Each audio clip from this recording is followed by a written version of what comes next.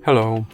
In this video I will show you how to insert SIM card and SD card on OPPO A38. So to insert SIM and SD cards on this device, you will have to have something like this key, and you'll have to put it into this little hole. So do that and press down, and this tray should pop up, and you can just grab it and pull it. And now you can put your SD card right here and your SIM card right here.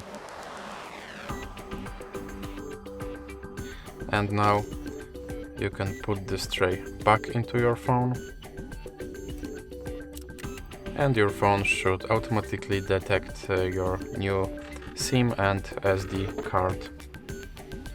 And as you can see, my phone already detected the SIM card because I have a network connection. So that's it for this video. If you liked it, please remember to leave a like and subscribe.